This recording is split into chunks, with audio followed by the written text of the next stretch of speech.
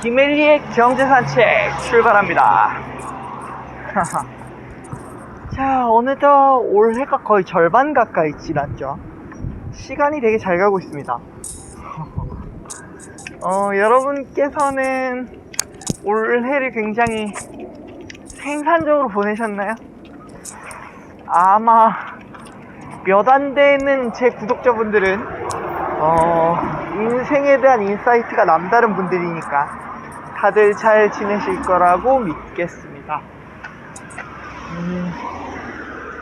오늘 제가 할 주제는요, 김엘리로 와 가자! 그거 쓰레기잖아. 오늘의 주제는 자율주행입니다. 지금 인류의 가장 최고의 관심을 받고 있는 기술이죠. 자율주행의 미래에 대해 생각해 보도록 하겠습니다. 지금은 운전이라는 게 현대인에게 굉장히 많은 비중을 차지하고 있죠. 그렇습니다. 그래서 사람이 완전히 운전에서 해방되면 어떤 일이 일어날까에 대해서 사실 상상하기가 좀 어렵습니다. 그죠? 모두가 운전을 하니까. 근데 이런 면에서는 약간의 역발상을 해볼 수가 있어요. 헨리, 우리 그냥 산책 가면 안 될까? 가자. 이런 역발상을 해볼 수 있습니다. 자율주행의 미래를 가장 잘 알고 있는 사람은 아이러니하게도 운전을 전혀 하지 않고 있는 사람이 아닐까라는 생각을 해봅니다. 요게 왜 요런 결론에 도달했냐 라고 생각을 해보면, 자, 자율주행이라는 거는요, 결국은 내가 운전을 하지 않는데도 차가 간다는 거잖아요. 근데 지금 자, 한번 생각을 해볼게요. 내가 운전을 안 하는 사람이야. 그러면 근데 저도 차를 타고 다닐 거 아니에요?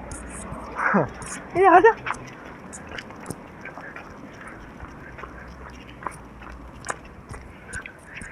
그러면은 운전을 전혀 하지 않는 제 입장에서는 세상은 자율주행 세상이죠.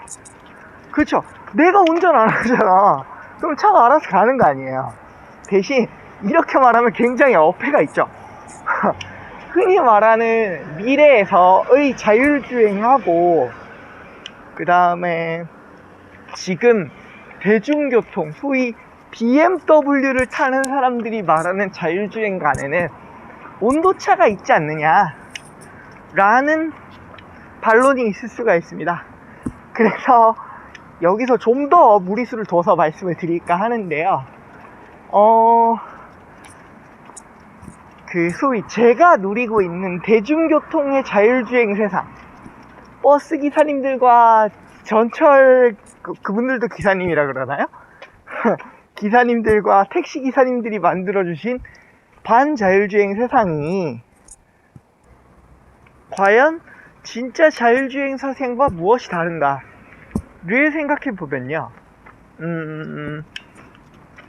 원래 자율주행 세상에서는 대부분 자가용을 우선적으로 떠올리니까 무조건 앉아서 갈 수 있어야 되죠. 그쵸?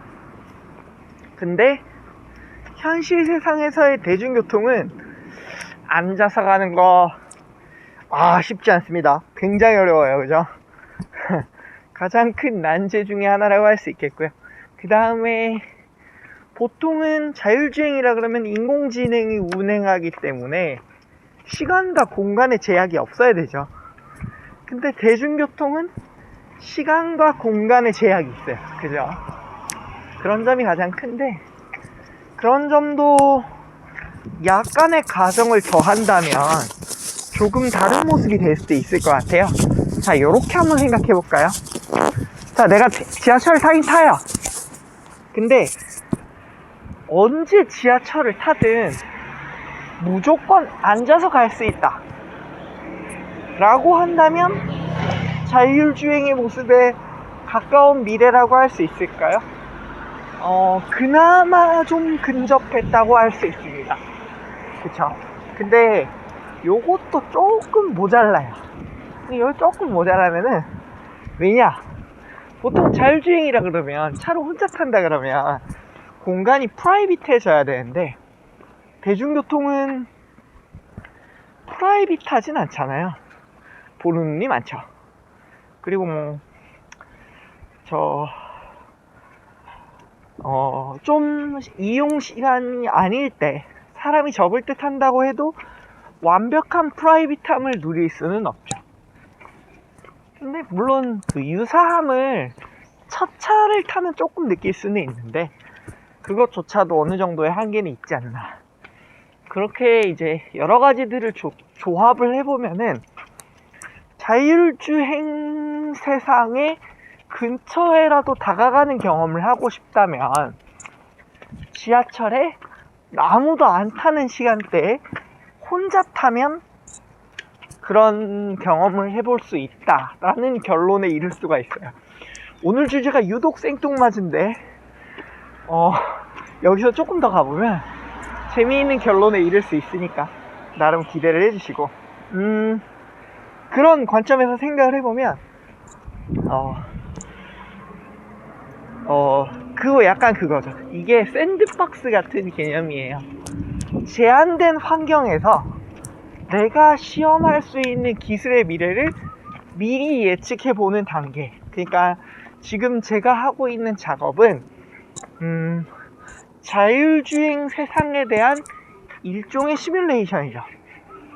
그래서 반드시 이제 혼자서 탈 수 있는 세상, 대중교통, 그리고 시간과 공간에 제약이 없는 거, 그리고 반드시 그 운전의 피로감이 없는 것, 요 세 가지를 들 수가 있는데요. 요거를 생각을 하면은 약간의 힌트를 발견할 수가 있을 거라고 생각을 합니다.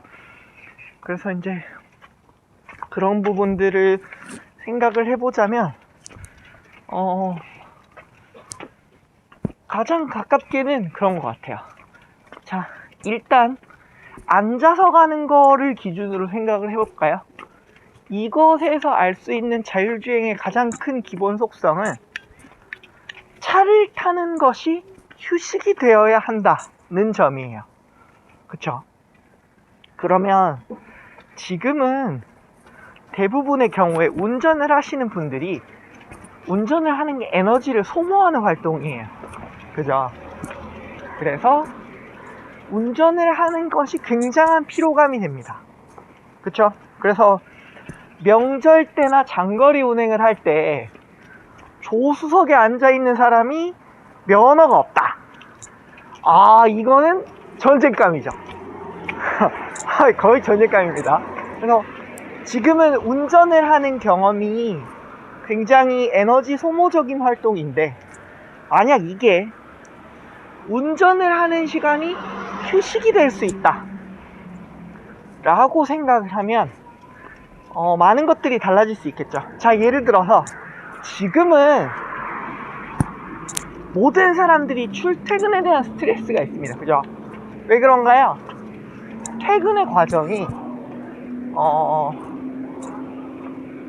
차를 운전하는 사람이든 대중교통을 이용하는 사람이든 괴로울 수밖에 없어요.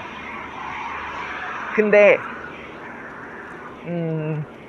자율주행 세상이 열리게 되면 흔히 말하는 출퇴근 시간이 휴식 시간이 될 수도 있죠. 그러면 아주 극단적인 걸 한번 생각을 해보면, 차에 있는 시간 동안 종전에 생각했던 모든 것들이 바뀔 수가 있겠죠. 예를 들어서 자, 출근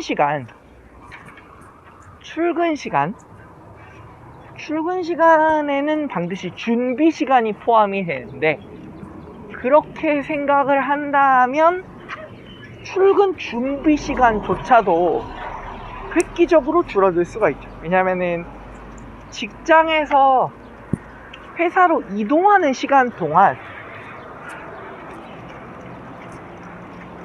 사실상 모든 준비를 다 할 수 있죠. 그쵸? 그런 점을 놓고 생각을 하면은, 왜냐면 내 손은 출근 시간 내내 자유로울 테니까. 그런 점에서 생각을 해보면 출근 시간 혹은 퇴근 시간에 대한 스트레스가 굉장히 자유로울 거라는 걸 생각을 해볼 수가 있습니다. 그래서 지금은 우리나라 사람들이 전 세계에서 수면 시간이 가장 부족하고, 그리고 노동 시간이 가장 긴데, 그걸 조합을 하면 가장 열심히 일하면서도 제일 힘들게 사는 사람들이죠.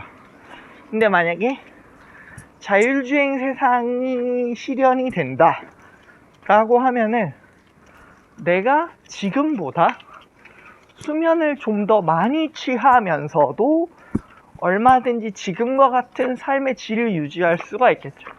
그죠? 이거 굉장한 변화라고 할 수 있습니다. 그러니까 사람들이 휴식에 대한 가치가 본의 아니게 높아지는 거죠.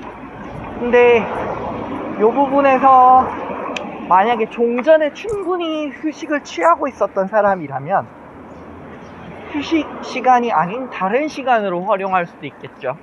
그 시간에 뭐 영화를 본다거나 아니면 그 시간에 공부를 한다거나. 근데 공부를 하겠다라고 생각하면 이거 되게 무서운 결과에까지 이를 수가 있는데, 우리가 보통 대학교에서 3학점짜리 전공 과목 하나를 15주 동안 들으면 약 45시간이거든요. 그러면 45시간이죠? 45시간인가요? 그 45시간을 아침 2시간으로 생각을 하면은 22일에 해당해요.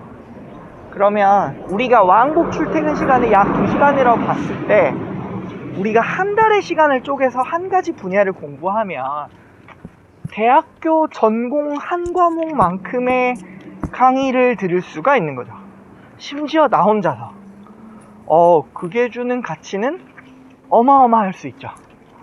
네, 그래서 그렇게 따지면은 전공 학점이 3학점이고 7과목이면은 20학점이니까 한 학기쯤 되죠.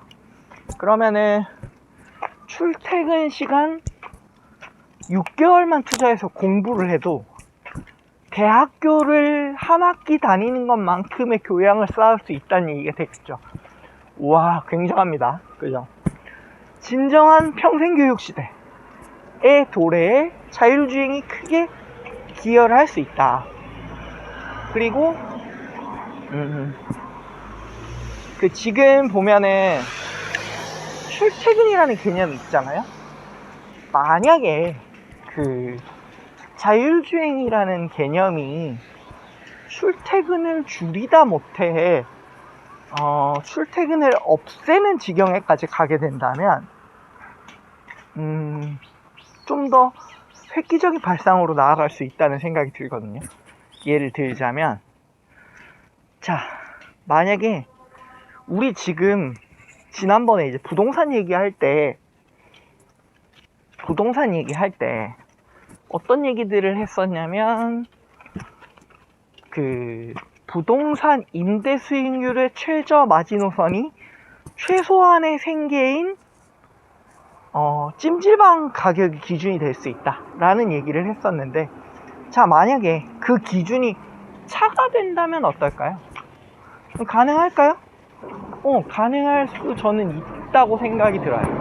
왜냐면은 생각을 해보면 어지간히 저렴한 차라고 하더라도, 집이라고 하더라도 차보다는 비싸죠. 근데 만약에 내가 집이 아닌 차에 산다 라고 생각을 하면 많은 것들이 달라질 수 있다는 생각이 들고요. 제가 그렇게 생각하게 된 이유가 뭐냐면, 물론 지금도 옛날 영화 개훈방에 보면은, 옛날도 아니죠, 개를 훔치는 완벽한 방법이라는 강혜정 씨 주연의 영화에 보면은 그런 장면이 나와요. 그 집 애들이 차에 살아요.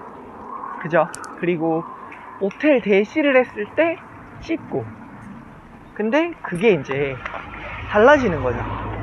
만약에 차가 집이 될 수 있게끔 만든다 라고 생각을 하면 얼마든지 뭔가 다른 풍경이 펼쳐질 수도 있지 않을까. 왜냐면은 지금은 주차라는 개념이 있지만 만약에 차를 주거지로 사용할 수도 있고 한다면 주차는 곧 주거가 되는 거죠. 그러면은 주차 공간에 있어서 자유가 있다 라고 하면은 예를 들면 그런 느낌이죠. 진짜 주차할 데가 없어요. 근데 내가 일을 하기 위해서 전국을 떠돌아야 돼요. 그러면은 내가 드라이브 코스를 걸어 놓고 잠을 자면서 시간을 보낼 수가 있죠.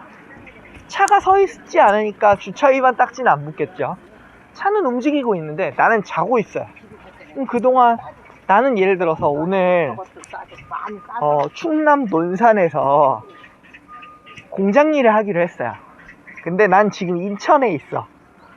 근데 내가 차 목적지를 논산으로 설정해 놓고 나는 자. 그러면은 내가 자고 있는 동안 내가 일할 곳으로 차가 자동으로 데려다 주겠죠. 그러고 나서 일어나서 일하러 가는 거야. 내린 김에 일도 하고 사람처럼 살다가 또 이제 다음 목적지가 정해질 즈음에 또 그리로 가고. 그러면 이제 나는 주거 공간에 대한 걱정 없이 전국을 떠돌면서 일을 할 수가 있죠. 그러니까 지금은 보통 주거를 고정을 해야 되기 때문에 그 생계가 어려우신 분들이 일자리를 구하는데 제약이 있을 수가 있어요. 왜냐면은 내가 빌라 건축에 노동에서 일을 하는 노동자인데 빌라 건축이 이쪽 동네에서 주로 이루어진다라고 하면은 내가 이 동네에 주거를 구할 수밖에 없고, 그리고 갑자기 일하는 환경이 바뀐다고 해서 내가 거길 이동할 수는 없는데, 근데 차가 늘 내가 쉬고 있는 동안 이동을 해주고 그 내 주거 문제의 상당 부분을 어느 정도 해결을 해준다면 결과적으로는 주거 문제에 있어서 혹은 일자리 문제에서의 혁신이 일어날 수도 있는 조건이 되는 거죠. 그래서 이제 시간이 지나면 사람들의 최저 주거 요건이 지금은 쪽방처럼 그렇게 될 수도 있는데, 이제는 그러니까 차선 주행이 가능한 크기 내에서 사람의 주거 요건을 최소한으로 만족시킬 수 있는 기준이 차가 될 수도 있지 않을까 라는 생각을 해봅니다. 그렇게 생각을 하면 물론 차의 많은 요건들이 달라져야겠죠. 예를 들면은 차가 전기를 충전하는 동안 어떻게 보면은 물도 충전할 수 있어야 되겠고, 그 다음에 기본적인 내부 설계 자체가 정말 휴식에 좀 더 최적화될 수 있는 부분이 있어야겠고, 근데 그런 부분들이 또 개인 사생활과도 연결이 되다 보니 내부 공간을 설계할 때 내부가 보이지 않게 한다거나, 그러면은 지금 생각을 했을 때 우리가 차의 모습이라고 생각하던 것들하고 지금 미래에 다가올 차의 모습은 다를 수도 있죠. 왜냐면은 지금 운전을 한다고 생각을 하면 전방 주시의 의무가 있잖아요. 근데 운전을 내가 안 해. 그러면은 전방 주시의 의무가 없잖아요. 그리고 오히려 그 공간이 내 사생활을 보호받아야 되는 공간이라면, 만약에 자율주행이 보편화된 세상에서는 지금과 전혀 다른 디자인의 차가 나와야 되지 않나 라는 생각을 해봅니다. 물론 이 정도까지 구현을 하려면 과제가 많이 필요하겠죠. 그 부분에 대해서는 나중에 또 살펴보기로 하고요. 가자. 그래서 자율주행이 일반화되는 시점이 되면은 우리가 흔히 생각하는 것과 많은 패턴이 달라지지 않을까 라는 생각을 하면서 오늘의 영상을 마쳐볼까 합니다. 오늘의 제 뻘소리도 도움이 되셨다면 구독과 좋아요 눌러주시고, 그러면 저는 내일 아침에 또 찾아뵙도록 하겠습니다. 그럼 안녕.